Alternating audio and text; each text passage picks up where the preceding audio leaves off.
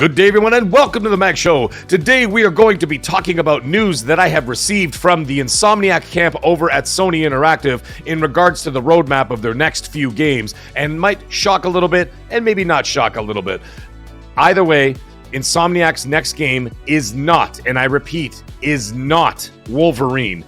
Their next game is going to be Venom. That is correct, ladies and gentlemen. You heard it here first. It is going to be Venom, and it's going to be releasing in 2026.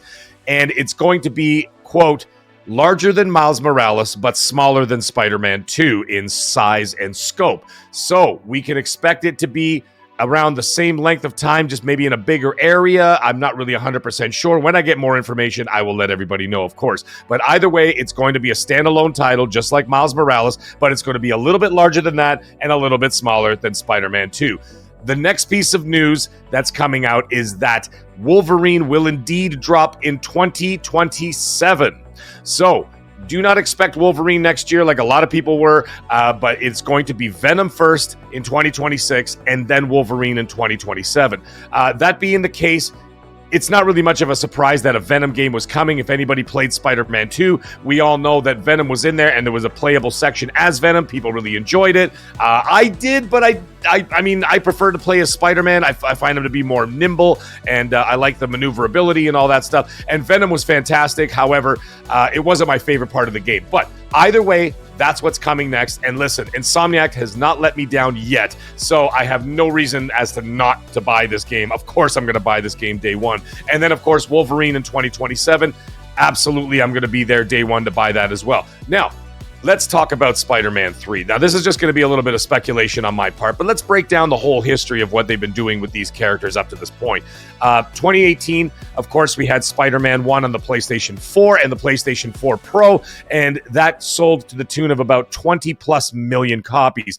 Then we had Miles Morales in 2020, sold about 14.4 million copies on the PS4 and the PS5, and then Spider-Man 2 to lesser acclaim in terms of sales. Now, let's break that down for 1 second and not making excuses or anything, but let's face it, it was in the third year of the PS5 release. PS5s were incredibly difficult to get for the first year and a half because of the whole pandemic situation, and they didn't offer it on the PlayStation 4, which obviously would have boosted those sales with a way larger install base than the PS5 at that point. But either way, they still sold 11 million plus units. So they all did incredibly well, and I would expect nothing less. Actually, I expect a lot more from these other titles coming forward, as there are approaching over 100 million PS5s at this point. I would expect the sales to be somewhere in the range of the Miles Morales and Spider-Man 1 sales. Now, the other thing I was going to talk about is, when do you think we're going to see Spider-Man 3? Well,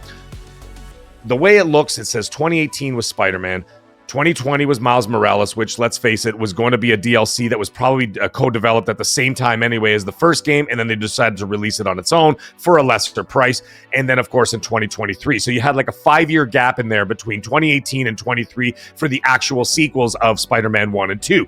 I also do not expect Spider-Man 3 to drop in 2028 as a result of that. I'm not going to go 5 years and then 5 years. I think they're going to take a 2-year break, and then they're going to release Spider-Man 3 in 2029. That is just speculation on my part, but probably a safe bet, because you're not going to release one game a year. I don't think they're going to be able to produce all that in such a short period of time. So obviously a lot of their focus is going to be on the Venom game right now, as they're wrapping that up for next year. And then, of course, they're still full steam ahead for Wolverine for 2027. But either way, that's the news that I've got for everybody today. I want to know what your thoughts about those games are and what you guys think of Insomniac Games. I'm a huge fan of the company, and man, what a scoop that was for Sony to pick them up for such a cheap price, because they have been carrying a heavy load for that company for several years now to much success.